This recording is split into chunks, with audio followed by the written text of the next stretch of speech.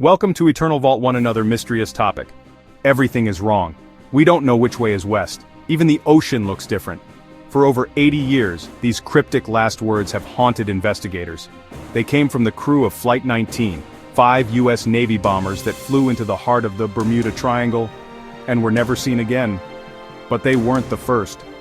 Decades earlier, the colossal USS Cyclops, a ship the size of a modern freighter with over 300 souls on board, also vanished in these same waters without so much as a single distress call. What connects these two legendary disappearances? For generations, their fates have been blamed on a sinister patch of ocean. A place where the laws of physics supposedly just break down. But what's the real story? Here, we'll sift through military secrecy and decades of myth to see what modern science and declassified records can tell us about what truly happened in the world's most mysterious stretch of ocean. We'll journey back in time, first to the height of World War I to witness the last voyage of a steel giant, and then to the twilight of World War II, to fly alongside a squadron of pilots straight into the confusion that would seal their doom. Our first story begins in the cold, turbulent waters of the Atlantic during the First World War. This is the story of the USS Cyclops, a vessel that was, in every sense of the word, a behemoth. Launched in 1910, the Cyclops wasn't a warship in the usual sense. She was a Proteus-class collier, a massive floating supply vessel over 540 feet long. Her main job was to feed the insatiable appetite of the Navy's coal-powered fleet. Her nickname was the Floating Coal Bin, a workhorse essential to the war effort. In early 1918, the Cyclops was on a critical mission. She'd sailed from Virginia down to Rio de Janeiro, Brazil, to supply Allied ships. Her return journey was just as vital. She was set to carry a full load, a reported 10,800 long tons, of manganese ore, a dense, heavy element crucial for making steel back in the United States. At the helm was Commander George W. Worley, a man whose leadership would soon come under intense scrutiny. With 306 crew members and passengers on board, the Cyclops was a city at sea, steaming towards Baltimore, Maryland. The journey started uneventfully, but even before she set out on her final leg, there were signs of trouble. Commander Worley had reported that the ship's starboard engine had a cracked cylinder, leaving it useless. Despite this pretty significant mechanical issue, a survey board decided the ship was seaworthy enough to get home. On top of that, the ship was loaded down heavily. When she made an unscheduled stop in Barbados on March 3rd, it was noted that her water level was above the plimsoll line, a clear sign she was overloaded. On March 4, 1918, the USS Cyclops steamed out of port in Barbados.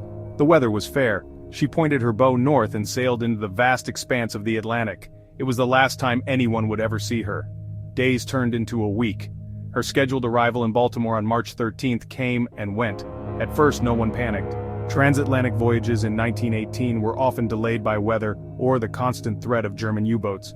But as more days passed with only an eerie silence from the ship, the Navy Department began to worry. The Cyclops wasn't just late, she had vanished. What was most disturbing was the complete lack of communication. The Cyclops had a radio manned 24 hours a day, yet not a single SOS had been broadcast. It was as if the 19,000-ton ship and the 306 people aboard had been plucked from the surface of the ocean. The U.S. Navy launched a massive search, one of the largest in its history at the time. Ships crisscrossed the vessel's projected route from the Caribbean to the American coastline. Pilots in early biplanes scanned the waves for any sign of wreckage, a lifeboat, a debris field, even an oil slick. They found nothing. The ocean had swallowed the Cyclops whole, leaving a mystery that President Woodrow Wilson would later say was known only to God and the sea. The families of the crew were left in an agonizing limbo. For weeks they clung to hope, but that hope was always dashed. Eventually, the Navy had to declare the Cyclops and all aboard as lost. It remains the single largest non-combat loss of life in U.S. Navy history. So what happened? In the middle of a world war, the most obvious suspect was the enemy. But when the war ended and German naval records were inspected, the theory fell apart. German logs showed no U-boats were operating in the area where the Cyclops disappeared. With enemy action ruled out, investigators looked at the ship itself. The cracked engine was a major red flag, but some wondered if the ship had a deeper, systemic weakness. In a strange and haunting echo, her sister ships, the Proteus and Nereus, also vanished at sea during World War II, both while carrying heavy loads of metallic ore. This led to a prominent theory: catastrophic structural failure. Maybe the ship's steel I-beams had been corroded by some of the cargo she'd carried over the years. The manganese ore itself became a prime suspect. It's much denser than coal, so the heavy rock-like material might not have filled the cargo holds, leaving space for it to shift violently in rough seas. One theory suggested that if the Cyclops hit a storm, this shifting cargo could have caused her to list sharply and capsize with terrifying speed. Another chilling possibility combines this structural stress with the ocean itself.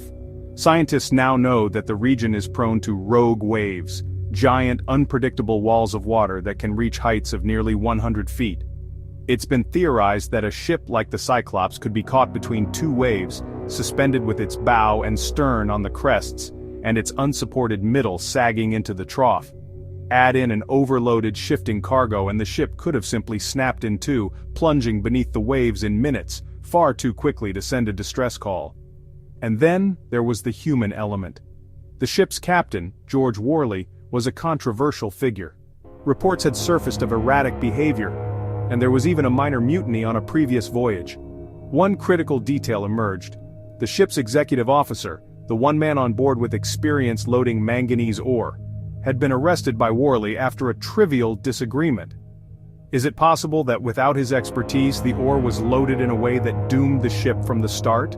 A storm, a structural flaw, a shifting cargo, a rogue wave, or a fatal error in judgment. Any one of these could have spelled disaster. A combination could have made it almost certain. But with no wreckage and no witnesses, the official naval investigation concluded with just 5 haunting words: cause and reason for disappearance unknown. Now, let's jump forward 27 years. World War II is over. At the Naval Air Station in Fort Lauderdale, Florida, the mission has shifted from combat to training. And it's here, on December 5, 1945, that our second great mystery begins. The afternoon is clear. 5 TBM Avenger torpedo bombers are lined up on the tarmac. This is Flight 19. Their mission is a routine training exercise called Navigation Problem Number 1. The flight plan was a simple triangle. Fly east from Florida, do a practice bombing run, continue east, turn north, and then head southwest back to base. Leading the flight was Lieutenant Charles Carroll Taylor, a veteran instructor with over 2,500 flight hours. He was an experienced pilot, but he'd recently transferred to Fort Lauderdale and wasn't all that familiar with this specific route. According to naval records, Taylor arrived late that day and even asked to be replaced as instructor, but his request was denied. His flight consisted of 4 other planes, carrying a total of 13 students and crewmen. At 2:10 p.m., the 5 bombers lifted off. In all, 14 men were flying into the afternoon sun. The first part of the mission went off without a hitch. But around 4 p.m., nearly 2 hours into the flight, the tower at Fort Lauderdale picked up a deeply troubling radio transmission between Lieutenant Taylor and another pilot. The radio transcripts paint a chilling picture of a man becoming completely and utterly lost. Taylor's voice crackled over the radio. "Both my compasses are out, and I am trying to find Fort Lauderdale, Florida. I am over land, but it's broken. I am sure I'm in the Keys, but I don't know how far down." This was the critical, fatal mistake. Investigators later figured out that Taylor was almost exactly where he was supposed to be, over the Bahamas. The broken land he saw wasn't the Florida Keys but the Bahamian Islands. In his mind, though, he was lost somewhere over the Gulf of Mexico, on the complete opposite side of Florida. Every instinct he had was now based on a false reality. The tower operators tried desperately to help, urging him to turn on his emergency transmitter so they could find his position. For reasons we'll never know, he didn't. As the afternoon wore on, the situation got worse. The weather, once clear, began to turn. The radio transmissions captured a growing sense of confusion. "Damn it! If we could just fly west, we would get home. Head west, damn it!" But the chain of command held. The pilots followed their leader. Believing he had to fly northeast to get back to Fort Lauderdale, Taylor led his squadron further and further out into the empty Atlantic. The transmissions grew fainter. "All planes close up tight. We'll have to ditch unless landfall. When the first plane drops below 10 gallons, we all go down together." At 7:04 p.m., the last faint signal from Flight 19 faded into silence. Even before that last transmission, the Navy had scrambled a massive search and rescue operation. As darkness fell, 2 large Martin Mariner flying boats were sent to hunt for the missing squadron. One of them, designated Training 49, lifted off with a 13-man crew at 7:27 p.m. At 7:30 p.m., the Mariner radioed a routine check-in. It was its last. Just 20 minutes after takeoff, the aircraft vanished from radar. Around the same time, the crew of a merchant ship reported seeing a massive explosion in the sky, a burst of flame that burned for 10 minutes. When they reached the location, they found a large oil slick, but no debris and no survivors. The Martin Mariner had a grim nickname, the Flying Gas Tank. It was notoriously prone to fuel vapor leaks that could be ignited by a single spark. The Navy quickly concluded that's what happened to the rescue plane. In one horrific night, 6 aircraft and 27 men had disappeared. The search that followed was one of the largest in history. For 5 days, hundreds of ships and planes scoured over 300,000 square miles of ocean. They found nothing. No wreckage, no life rafts, not a single trace of Flight 19. So, here we have 2 monumental disasters, decades apart, but tied together by the same patch of ocean and the same haunting result: complete disappearance. We've laid out the history, the last known movements, and the searches that found nothing. Before we get into the modern scientific analysis and the truly wild theories, what are your initial thoughts? Let us know your theories on the Cyclops and Flight 19 in the comments. And if you're finding this investigation compelling, please take a moment to subscribe so you won't miss our future deep dives into historical mysteries. For years, the official story of Flight 19 was simply cause unknown. The Navy's initial 500-page report stopped short of assigning blame, but they later amended it, attributing the tragedy to pilot error and placing the responsibility squarely on Lieutenant Charles Taylor. His mother, Catherine, refused to accept it. She launched her own investigation and campaigned relentlessly to clear her son's name. In 1947, she succeeded. The official cause was changed back to unknown. This back and forth only fueled public speculation. The declassified reports confirmed the radio transcripts showing Taylor's disorientation. They also showed that other pilots likely knew their leader was wrong, but followed him anyway out of military discipline. Today, we have a much clearer scientific understanding of what likely happened to Taylor: spatial disorientation. Without a clear horizon, especially over a uniform body of water at dusk, a pilot's inner ear can play tricks on them. Your sense of which way is up can become completely detached from reality. Combine that with malfunctioning compasses, and the situation becomes incredibly dangerous. And why would the compasses fail? The Bermuda Triangle is one of the few places on Earth where a compass can point to true north instead of magnetic north. This is a known navigational quirk called an agonic line. While Navy surveys have found no unusual magnetic disturbances in the area, you have a recipe for disaster when you combine that quirk with failing equipment, bad weather, and the panic of being lost. Taylor, believing his instruments failed him, trusted his gut, but his gut was wrong. He wasn't in the Gulf, he was in the Atlantic, and every correction he made took his men further out to sea until their fuel tanks ran dry. Now let's apply that same modern lens to the USS Cyclops. The idea of a rogue wave snapping the ship in two isn't science fiction. Oceanographers have confirmed that these monstrous waves are real. For a ship like the Cyclops, already overloaded with one bad engine and potentially compromised, such an encounter would have been instantly fatal. Then there's the science of the cargo itself. The theory of shifting manganese ore has been updated with a concept called cargo liquefaction. This is when a solid cargo gets saturated with water and through the rocking motion of the waves, starts to behave like a dense, unstable liquid. In a storm, this could cause a sudden, catastrophic shift in weight, causing the ship to capsize and sink with breathtaking speed. This would perfectly explain the lack of a distress call. The whole event could have been over in just 2 or 3 minutes. So, if there are plausible scientific explanations, why does the legend persist? The National Oceanic and Atmospheric Administration, or NOAA, has an official stance. They say there is no evidence that mysterious disappearances happen more frequently in the Bermuda Triangle than in any other large, well-traveled area of the ocean. The Navy and Coast Guard agree, adding that the forces of nature and human error often outdo science fiction. They point to 3 key factors. First, this region is a superhighway for ships and planes. More traffic means more accidents. Second, it's an area of extreme and volatile weather, the birthplace of hurricanes and home to the powerful Gulf Stream current. Third, the geography itself is treacherous. In short, science tells us the Bermuda Triangle isn't uniquely mysterious, it's just uniquely busy and uniquely dangerous. Of course, for many, these scientific explanations just don't have the same dramatic flair as the legend. It's important to remember that the very idea of the Bermuda Triangle is a pretty modern invention. The phrase wasn't even coined until 1964 in a pulp magazine article. The legend was really cemented in pop culture with Charles Berlitz's 1974 mega bestseller, The Bermuda Triangle. His book wove the stories of the Cyclops and Flight 19 into a grand narrative of high strangeness, and from there, the paranormal theories really took off.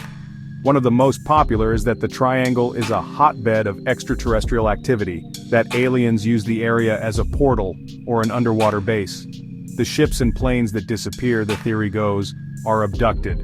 The movie Close Encounters of the Third Kind famously depicted the crew of Flight 19 returning to Earth after being taken by a UFO.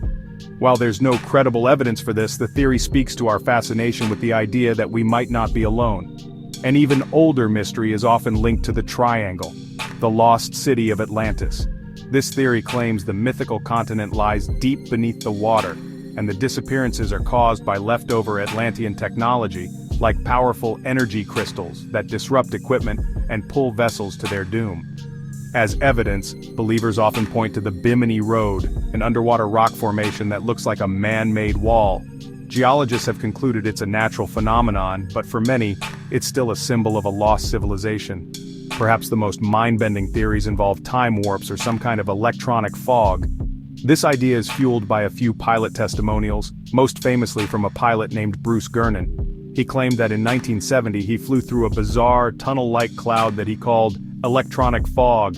He said his instruments went haywire and he experienced a sense of time distortion, finding he had traveled over 100 miles in just a few minutes. These stories suggest vessels aren't being destroyed, but transported to another time or dimension. It's a fantastic idea, but it captures the essence of the Triangle's appeal, that there might be forces in our world that operate beyond our understanding. So where does this leave us? We have two of the most enduring mysteries of the 20th century. On one hand, science offers a suite of plausible, logical explanations: human error, mechanical failure, structural weaknesses, and the raw, unpredictable power of nature. Together, they make a compelling case that the Bermuda Triangle isn't a place of paranormal power, but one of natural peril. On the other hand, there's the enduring power of the unknown. The scientific explanations are strong, but they lack the one thing needed for absolute closure: physical proof. For over a century, the ocean has refused to give up the wreckage of the USS Cyclops. For over 80 years, it has held on to the secret of Flight 19. It's in this void of certainty that speculation thrives. The legends of the Bermuda Triangle persist not because they're necessarily true, but because they remind us that for all our technology and science, our world is still a vast, mysterious, and sometimes dangerous place. At their core, the stories of the Cyclops and Flight 19 are profound human tragedies, tales of 333 lives lost to the sea. The mystery amplifies the tragedy, transforming them from historical footnotes into enduring modern myths. So what do you think truly happened? Was it a perfect storm of natural phenomena and tragic human error? Or are there forces at play in the deep that we have yet to understand? The final answer, it seems, is still out there, lost somewhere in the silence of the deep. Thank you for joining us on this investigation into the Bermuda Triangle. If you found this journey through history and science fascinating, please give this video a like and be sure to subscribe to our channel. And don't forget to hit that notification bell so you'll be the first to know when we explore another of history's greatest enigmas. Until next time, keep questioning.